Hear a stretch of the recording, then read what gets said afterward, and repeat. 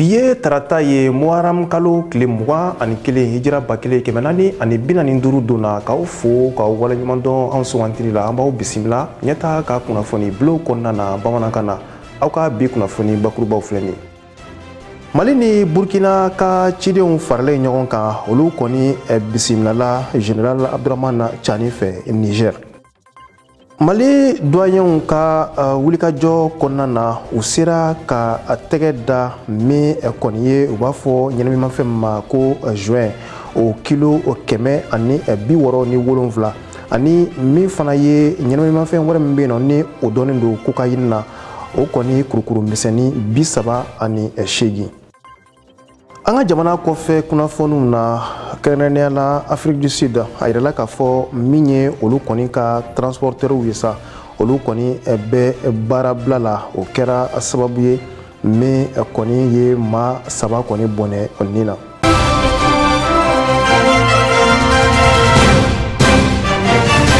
I n'a fɔ an da magara la bakurubaw la min ye Mali ani Burkina Faso olu ka ciden mun kɔni bilala ka taa Niger olu bisimilala min kɔni Niger yɛrɛ jamana ɲamakura n'o ye Abdurrahman Chani ye a yirala k'a fɔ sa ni kɔni ciden ninnu kɔni sera Niger walasa ka taa jamana fila ka jukɔrɔma dondon yira Niger marabakuraw la u bɛ gɛlɛya min kɔnɔ ni waati in na Mali ani Burkina olu kɔni ye madaw fara ɲɔgɔn kan k'olu kɛ ciden ye k'u bila ka taa Ɲame ni o ɲamaya kunbɛ anw yɛrɛ ka minisiri min ka baara ɲɛsinnen don mara yɛrɛ cɛbɔli ma ni ale yɛrɛ kɔni ye gouvernement kumalasela ye n'o ye colonel Abdoulaye Maïga ye tagali kun tun tɛ dɔwɛrɛ ye walasa ka taa seereya kɛ min ye anw yɛrɛ ni Niger ka boloden ɲɔgɔnma ani Niger ka jukɔrɔma dondon n'o yɛrɛ kɛra communiqué ye ka bila anw yɛrɛ ka wolomasiri tabaw olu yɛrɛ ka bɔlɔlɔ sira fɛ ka ɲɛsin fanga jaso ma min kɛra sababu ye ka Bazoum ka fanga ɲɔngiri Niger juillet kalo tile 26 tɛmɛnen min kɔni ye CEDEAO jamana ɲɛmaw ye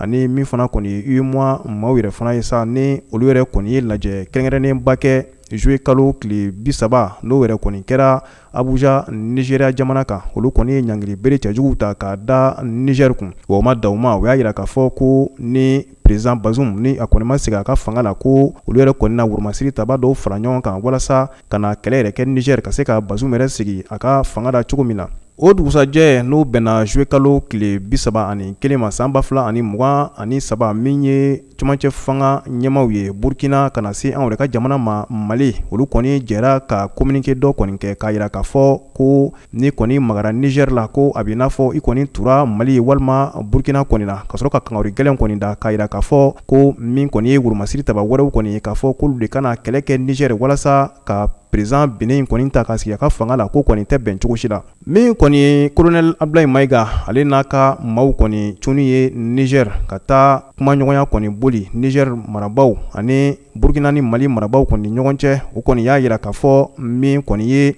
Niger dɛmɛli kɔni ko a tɛ nɛnkun kan baw nin kɔni ye a waleyali kɔni ye wa min fana kɔni Niger marabakuraw ye olu kɔni bɛ ka jama fara ɲɔgɔn kan walasa min kɔni ye CEDEAO ka nin hakilina jugu ye sa ka se k'a bɔ a ma cogo min kɔni na Mali ni Burkina ka kulu mun farala ɲɔgɔn kan ka se ka baara kɛ ɲɔgɔn fɛ ka hakilina kuraw yira min ye Mali ani Burkina yɛrɛ kɔni cɛ baara ɲɔgɔnyaw ye n'a ko ma ko commission mixte Mali Burkina o baaraw kɔni kun cɛra min kɔni ye Burkina maaw ye olu kɔni bisimilala anw yɛrɛ ka jamana kuntigi fɛ colonel Assimi Goïta min ye nin Burkina maa ninnu ye o kɔni ye u ka jamana kuntigi capitaine Ibrahima Traoré ka foli ani waleɲumandɔn lase a kɔrɔkɛ n'a badenkɛ ma colonel Assimi Goïta kɔni ma a yirala k'a fɔ sa nin baara kɔni famana ka kɛ Mali ani Burkina ni ɲɔgɔn cɛ kabini san 13 kɔni tɛmɛnen na an ka jɛ ka laɲiniw lajɛ ɲɔgɔn fɛ min ye Burkina maa minnu tun nana lajɛ la an yɛrɛ ka jamana kɔni kɔnɔna na ni o ye Burkina Faso délégation maaw ye olu yɛrɛ kɔni tun nana se an yɛrɛ ka jamana kuntigi ma Colonel Assimi Goïta walasa ka se ka na foli ani tanunikan di a ma foli ni tanunikan min ni o bɔra a yɛrɛ dɔgɔkɛ yɔrɔ ni o kɔni ye Burkina Faso yɛrɛ jamana ɲɛmaa ye Capitaine Ibrahima Traoré min ye nin délégation maaw ye u kɔni y'u to o senfɛ ka kuma kɔni ɲɛfɔ Assimi ɲɛna baara ɲɔgɔnya min kɔni tɛmɛna Burkina maaw ani Mali yɛrɛ maaw kɔni ni ɲɔgɔn cɛ n'an ko ma ko commission mixte o y'a yira k'a fɔ ko o baara ɲɔgɔnya kɔni ko a nafa kɔni bɛna bonya kosɛbɛ ko bawo ko nin tun bɛna kɛ a san 13 ye Mali ni Burkina yɛrɛ kɔni ma sigi ka se ka ko caman ɲɛnabɔ ɲɔgɔn fɛ ka tɛmɛ nin kɔni kan min ye Burkina Faso ministre min ka baara ɲɛsinnen don Burkina ani jamana wɛrɛw cɛ ɲɛnabɔli ma ale ka kumaw ɲɛfɔ cogo la a y'a yira k'a fɔ ko nin ɲɔgɔnye in kɔni kɛra sababu ye jamana fila bɛɛ ni ɲɔgɔn cɛ walasa min kɔni ye baara ɲɔgɔnyaw ye ka se ka olu yɛrɛ kɔni fɛsɛfɛsɛ cogo min kɔni na a kan ka boli sira minnu fɛ n'o ye lakana ka na se min kɔni ye maaw yɛrɛ ni u bolofɛnw kɔni donini ka don jamana filaw ninnu kɔni kɔnɔna na hɛrɛ ani baden kɔni na fo ka taa se jamana fila yɛrɛ ka bolodi ɲɔgɔnma kɔni ma ko baara ninnu kɔni bɛna boli ni bɛɛ de kan halisa min ye Madame Wuramba ye ni o ye Burkina ministre min ka baara ɲɛsinnen don Burkina Faso ani jamana wɛrɛw cɛ ɲɛnabɔli kɔni ma a y'a yira k'a fɔ ko ni lajɛ in kɔni kɛra sababu ye ka se ka Burkina ni Mali yɛrɛ ɲɔgɔn cɛ ka se ka a fɛsɛfɛsɛ cogo min kɔni na min kɔni ye Madame Wuramba ye halisa a kɔni ye laɲini kɛ halisa k'a yira k'a fɔ ko min ye Mali ni Burkina ka nin bolodi ɲɔgɔnma ye halisa ka kɛ baara ye min kɔni tɔ bɛ jidi ka taa fɛ wa min kɔni ye anw de ka jamana kuntigi Colonel Assimi Goïta ale fana kɔni ladilikan dɔw kɔni d'u ma ka yirula k'a fɔ ko Mali ni Burkina ko kɔni barajuru bɛ ɲɔgɔn na kabini tariku la ko u k'u jija o waleyaw la walasa min kɔni ye Mali ni Burkina ye halisa an ka badenya tɔ bɛ se ka sinsin cogo min na hakilila jiginna k'a yira k'a fɔ Mali ani Burkina Faso olu kɔni jɛlen don min kɔni ye darura gɛlɛn kɔni na ni o ye bamaci wale kɛbaw kɔni ka binkani ye ni jamana fila ani ɲɔgɔn cɛ fo ka taa se min kɔni ye baloko gɛlɛya u dugu dɔw kɔni kɔnɔna na walasa min kɔni ye Burkina Faso ministre in ka ɲɛfɔ cogo la a y'a yira k'a fɔ ko min kɔni ye lakana ye ko sɔni kɔni kan ka sinsin o kɛwale kɔni kan kosɛbɛ Mali ani Burkina ni ɲɔgɔn cɛ o kɔnɔna na a y'a yira k'a fɔ ko u ka baara ɲɔgɔnyaw kɔni kɔnɔna na n'o ye commission mixte ye k'o kɛra sababu ye min ye jamana fila tun kɛlen don ka bɛnkan min kɔni ta u ni ɲɔgɔn cɛ k'a fɔ ko a bɛna waleya donna nataw la n'o de ye k'a fɔ ko ni bamaci walekɛba dɔ kɔni ye binkani kɛ Burkina ka boli ka don Mali kɔni na ko Burkina woromasiri tabaw yɛrɛ bɛ se ka boli ka don a nɔfɛ cogo min na walima n'a sɔrɔ ni a kɔni ye binkani kɛ Mali la ka boli ka don Burkina Mali woromasiri tabaw fana bɛ se ka boli ka don a nɔfɛ Burkina cogo min na ka se ka taa a minɛ walima ka se ka taa a faa cogo min na ko o kɔni ko bɛɛ bɛna bila sen kan. Vérificateur général ale ka sɛgɛsɛgɛli kɔni bolili y'a yira k'a fɔ ko CFA wari $700,000 o de kɔni tununa a su ni kungo cɛ min ni a baara kun kan ka kɛ ka ɲɛsin RAVEC ani SITEC yɛrɛ kɔni ma san 2018 ka na kuncɛ san 2019 waatiw la a yirala k'a fɔ sa min ye nin waleya yɛrɛ ye a kɔni kɛra min kɔni ye direction des finances et du matériel n'o o ye DAFU ye ministère de l'administration territoriale et de la décentralisation Aissata Maïga ale ye ɲinini minnu kɛ nin ko la an ka jɛ ka ɲɛmada o fɛ. RAVEC ko kunkan ko yɛrɛ la a yirala k'a fɔ ko vérificateur général ale ka sɛgɛsɛgɛliw kɔnɔna la a y'a yira k'a fɔ ko wari mun yɛrɛ kɔni ɲagaminen don ko bɛ t'i jɔ fo CFA wari $670,000 ni a kunkan fɛn kɔni ma o kɔni kunnafoniya lasera an ka pôle économique maaw yɛrɛ kɔni ma ni ŋanamu ninnu yɛrɛ kɔni kɔnɔna la an ka vérificateur général la Samba Alhamdou Babi ale kɔni y'a laɲini waleya dɔw ka bila sen kan ni o ye an ka ministre mun ka kɔɲɔ bɛnnen bɛ wariko ɲɛnabɔli la ale yɛrɛ kɔni ka fɛɛrɛw bila sen na mun b'a to marchew bɛ se ka tɛmɛ ale ka sira yɛrɛ kɔni fɛ marché mun jɔyɔrɔ ka bon kosɛbɛ an ka jamana yɛrɛ kɔni ma ka tila ka an ka jamana premier ministre ale ka yamaruya ɲini marché ko ninnu yɛrɛ kɔni kun kan minnu yɛrɛ kɔni jɔyɔrɔ ka bon kosɛbɛ jamana yɛrɛ kɔni ma fɛn min an ka jamana cɛbɔli ministre de l'administration territoriale la ale yɛrɛ kɔni kan ka marché ninnu baaraw yɛrɛ bɛɛ lajɛlen kɔni kuncɛ o fana la ale mago bɛ se an ka jamana premier ministre o fana ka yamaruya ma ka kɛɲɛ ni marchéw ye minnu yɛrɛ nafa bɛ se an ka faso yɛrɛ kɔni ma vérificateur général hali sisan a y'a laɲini commission dɔ ka bila sen kan mun yɛrɛ ka kɔɲɔw bɛnnen don marchéw yɛrɛ négociation yɛrɛ kɛli ma wa ka tila ka jateminɛ fɔlɔ ko wari yɛrɛ kɔni me yani tɛgɛnɔ ka bila kɔntrɔw yɛrɛ kɔni kɔnɔna la o fana la u mago bɛ se premier ministre ka yamaruya yɛrɛ kɔni ma marché nu yɛrɛ kɔni baaraw bɛɛ lajɛlen kuncɛtɔla yɛrɛ kɔni na. Fɛn min ye directeur des finances et du matériel ye ale kɔni ta kan ka kɛ mun ye o de ye ka plan dɔ bila sen kan mun b'a to marché nu baaraw yɛrɛ bɛ tɛmɛ cogoya min na marché minnu nafa ka bon kosɛbɛ an ka jamana yɛrɛ kɔni ma u ka tila ka u hakili to baaraw kɔnɔna la sariyaw la sariya minnu yɛrɛ kɔni bilalen don sen kan contrat baaraliw yɛrɛ kɔni laɲɛnamayɛli la. An ka douaniers u ka wulikajɔ kɛra sababu ye ka se ka tɛgɛ da u b'a fɔ ɲɛnɛminimafɛn min ma ko juin o kilo 167 fo ka taa se min fana ye cocaïne kurukuru misɛnnin o 38 wulikajɔ ninnu kɔni kɛra Kuri ani Kure Male a yirala k'a fɔ sa min kɔni ye juin ninnu ye sa tɛgɛ kɔni dara u kan laraweli dɔ kɔni senfɛ minikari dɔ kɔnɔna na min ye cocaïne ye sa tɛgɛ dara o kan Nigérien dɔ kɔni nɔfɛ ni ale yɛrɛ tun bɛ ka bɔ Guinée jamana kan k'i kunda Mali kan Aissata Maïga ale b'a ɲɛfɔ an ɲɛna. Inspecteur général Amadou Konate ale ka maaw u tɛgɛ da drogue kan drogue minnu b'a fɔ a ma ko chanvre indien ni o bɛ t'i jɔ fo kilo 167 bɔɲɔngo de la ani drogue kisɛ n'u b'a fɔ o ma ko cocaïne o den 40 bɔɲɔngo tɛgɛ dara o de kɔni kan ni kɔni kɛra Kuri poste yɛrɛ de kɔni kɔnɔna la a yirala k'a fɔ ko drogue kofɔlen ninnu yɛrɛ kɔni kun dogolen don dugutaga mobili fitinin ninnu dɔ de kɔni kɔnɔ ko ga fɛn min ye Fuseni Kamara ni ale ye chef de bureau ye ale n'a ka cɛdenw u kɔni ye mobili woloma kosɛbɛ ni ka taa drogue ninnu yɛrɛ kɔni bɔ carton kɔnɔ carton minnu kun dogolen don tulu bidon yɛrɛ de kɔni jukɔrɔla la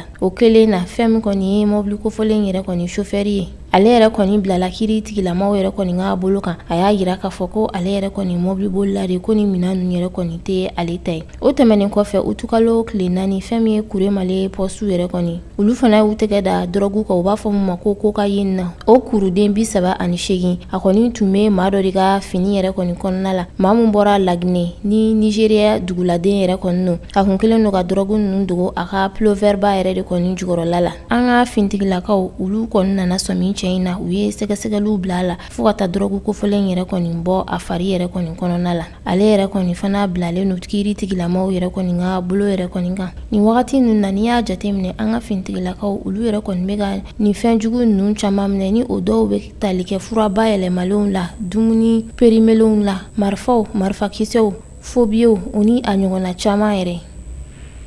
An b'an sɛnsɛn ka don an ka jamana kɔfɛ kunnafoniw na o laseli bɛ ka ɲɛ an balimakɛ Ali Kulibali fɛ.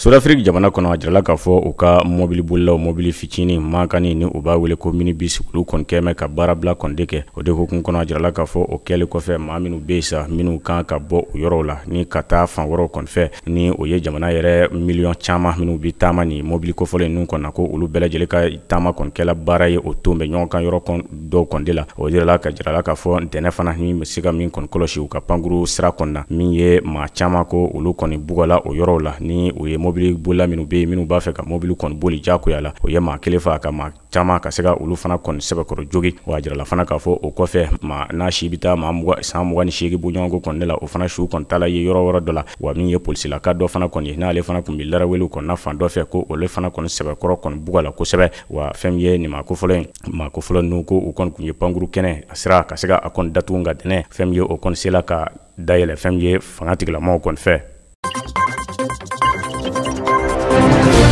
Sud-Afrique jamana kɔnɔ jamanadenw ye fɛn min ye sariya sun kura ka se ka o kalafiliw kɔni kɛ ka jira k'a fɔ sariya sun kura o ka se ka sigi u ka jamana kan o de b'a to u ka jamana ɲɛma ni o jamana ɲɛma kɔni ye Faustin Archange Touadéra ye a bɛ kɛ sababu ye ka se ka a kɔni yamaruya a ka se ka fɛn min ye fanga kɔni ɲini ko kura ye tuguni o de la jirala k'a fɔ ni kalafili kɔni senfɛ maa minnu bɛ yen minnu ye kala ta k'a fɔ ko san na ko sariya sun a ka yɛlɛma ko kɛmɛ sigila olu bɛ t'i jɔ 95 kɔri 27 bɔɲɔgɔnko kɔni de la minnu ko o tɛ sɔn o bɛ t'i jɔ kɛmɛ sigila 4 ngɔri 73 bɔɲɔgɔnko kɔni de la jamanaden minnu y'o sen don kalafili la olu bɛ t'i sigi kɛmɛ sigila 61 ngɔri 10 bɔɲɔgɔnko kɔni de la o de hukumu kɔnɔ a jirala k'a fɔ ko nin foti yɛrɛ a kalafili ko maa caman n'u ye fanga sinamatɔw ye olu kun y'a jira k'a fɔ ko u tɛ sɔn janacɛw ka jɛkulu dɔw fo ka taa se min ye marifatigiw n'u ye rebelliw kɔni de ye ko olu fana kɔni kun y'a jira ko o kɔni tɛna sɔn a ma fiyewu a jirala k'a fɔ ko o tɛ kalo tile 27 min y'u ka sariya sun sariya tigɛso ko ale bɛ sɔrɔ ka jaabi labɔw kɔni bɔ.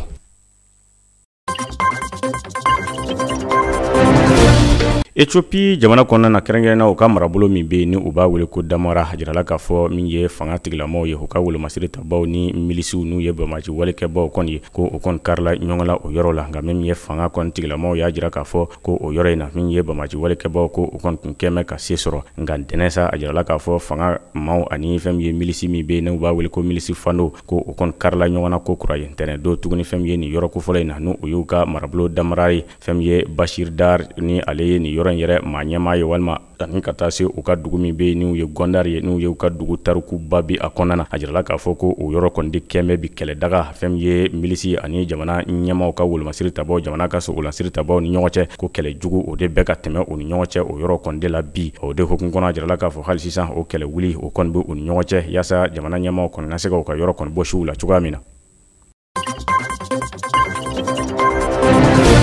Tunisie jamana kan a jirala k'a fɔ jamana ɲɛmaaw ye hakilila kura kɔnta k'a jira k'a fɔ farni min bɛ ni o kɔni kun bɛ san jamana ɲɛmaaw fɛ walima k'a subventionné k'a prix kɔni bɛ a sɔngɔ bɛ kosɛbɛ ko u y'a jira k'a fɔ ko u kɔni tɛna o baaraw kɔni kɛ bilen o de hukumu kɔnɔ fɛn min ye boulangerie tigiw min bɛ buru kɔni dilan ko o kɔni ye mankanba kɔni ci o de la ka ni ye boulangerie 1050 bɔɲɔgɔnko min bɛ Tunisie kɔni kɔnɔna na ko o kɔni y'a bɛɛ lajɛlen kɔni datugu o de hukumu kɔnɔ o y'a jira k'a fɔ ko o kɔni tɛna baara kɔni kɛ o tɛ buru kɔni dilan k'a sababuya kɛ jamana ɲɛmaaw b'a fɛ ka olu kɔni bali u ka baaraw la o de hukumu kɔnɔna na sa fɛn min ye buru dilanlaw olu yɛrɛ ka ɲɛmaa dɔ ni o ye Mohamed Jamali kɔni de ye ale y'a jira k'a fɔ ko fɛn min ye o ɲɛ bɛ maa minnu jɔlen na yan maa caman u kɔni jɔlen don ko nin si kɔni ma baara kɛ a bɛ juwa kun kelen kɔni de bɔ fɛn min ye ka sababuya kɛ ko jamana ɲɛmaaw u b'a fɛ ka olu ka baara kɔni de tiɲɛ o de la olu fana tɛna buru foyi kɔni de dilan Tunisie kɔnɔna na u kɛmɛ ka hakilila kura min ta k'a fɔ u tɛ farani kɔni subventionné ni o ma kɛ olu kɔni tɛna baara kɔni de kɛ wa a y'a jira fana k'a fɔ ko nin hakilila ye tala jamana ɲɛmaaw kɔni fɛ a bɛ juwa kun kelen bɔɲɔgɔnko kɔni de bɔ o de la ko nin kɛkun tɛ dɔwɛrɛ ye ka se ka olu ka baara kɔni ka nagasiw bolo olu fana kɔni tɛna buru kɔni dilan bilen buru min ni fɛn ye jamana ɲɛmaaw kun bɛ a subventionné ni a kun bɛ feere wari fu nkɔri 13 la o tɛna o baara kɔni kɛ bilen.